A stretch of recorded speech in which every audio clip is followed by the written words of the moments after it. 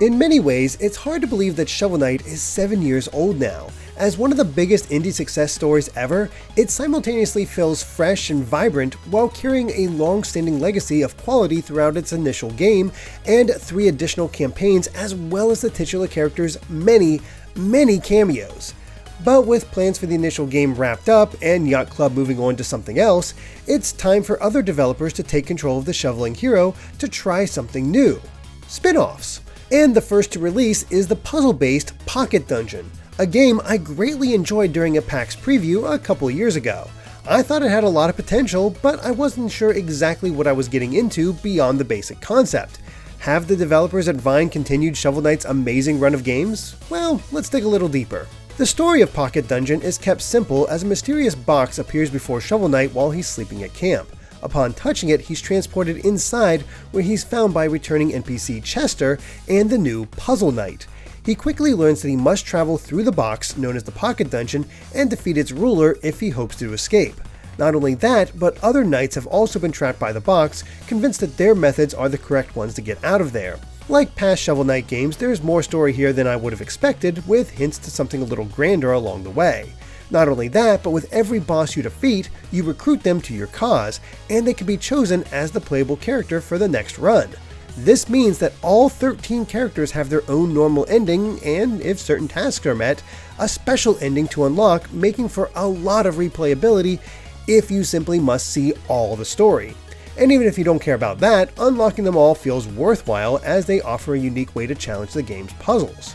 But what is the gameplay of Pocket Dungeon like? When I first discovered it, I heard it compared to Wario's Woods, a puzzle game I had never played before. After looking into it, the only similarity was the fact that you control your knight within the board itself.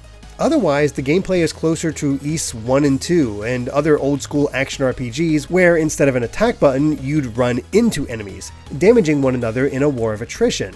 Pocket Dungeon takes that concept and packs tons of strategy around it to create more of an action game where I really have to think if I have any hope of mastering its systems.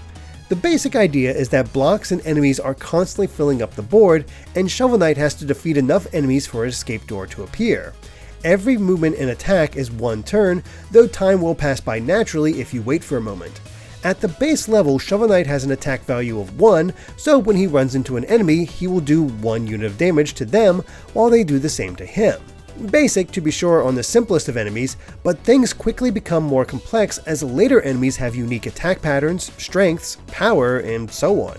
The only way to survive is to group enemies as much as possible. As long as they touch another enemy of the same type, either vertically or horizontally, they will all take the damage from Shovel Knight. It's more efficient, and the higher the grouping, the more bonus money you'll receive. This money can then be used during the puzzles or back at the base camp. Let's continue to focus on the puzzles for now, as there are more than just enemies and blocks to contend with. With your knight constantly losing health from attacking enemies, potions will also drop, allowing you to heal. It can actually be really nerve-wracking measuring out how offensive you should go before using one of the potions. There were a few times where I got too ambitious and later drops blocked me from the potion I desperately needed. Finally, there are hazards, chests, keys, and portals. Hazards can be anything from spiked floors to bombs, but these bombs can also clear a large section of enemies.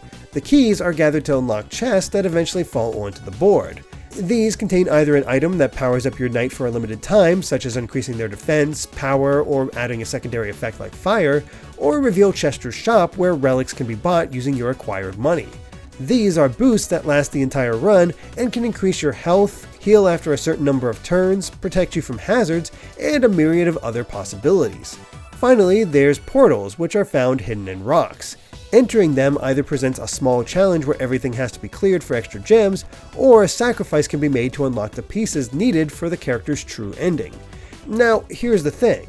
Before playing, I had no idea what I was getting into with Pocket Dungeon, because it turns out that it's a roguelite puzzler.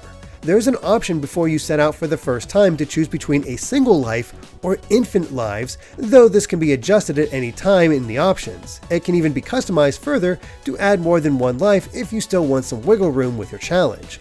What this means in single life mode is that if you die to an enemy, then that's it. You return to camp and have to try again from the beginning.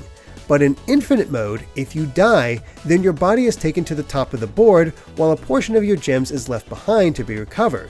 However, there is still a punishment beyond this, as the board will rapidly fill while you travel to the top. If it fills completely, then it's still a game over, and you have to restart from camp.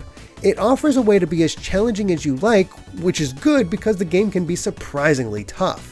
It took me a while to get into the mindset needed, but once I did, there was something satisfying about working my way through the 10 levels of the story mode. As far as the base camp, this is where the money left over from your runs can be spent, and there are a lot of options. Chester can unlock more relics that can be bought during runs, levels can be unlocked so you don't have to start over from the very beginning, and there are plenty of costumes to unlock for every character. Thanks to the sheer number of things to unlock and characters to play as, in addition to the roguelite elements, there's so much to play and replay in Pocket Dungeon as you become a puzzle master.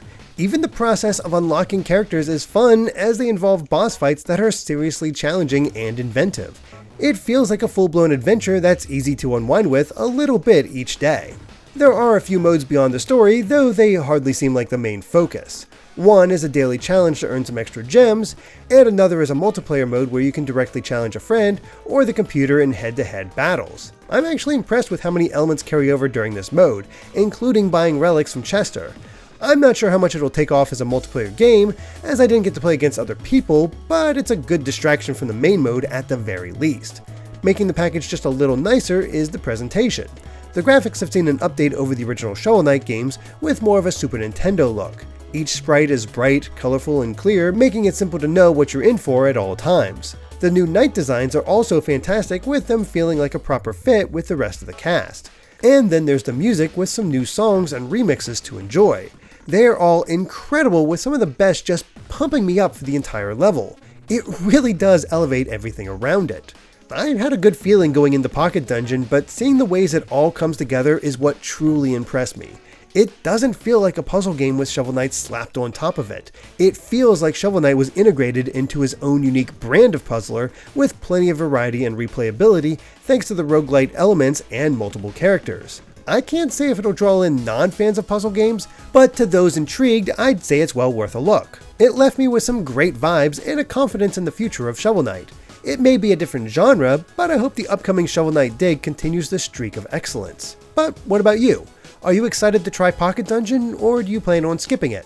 Let us know in the comments below. Thanks for watching, and if you liked this review, consider checking out our Patreon over at patreon.com/gvgaming. Of course, we appreciate all your support, whether it's just hitting the like button, subscribing to Good Vibes Gaming, or ringing the bell. Until next time, bye.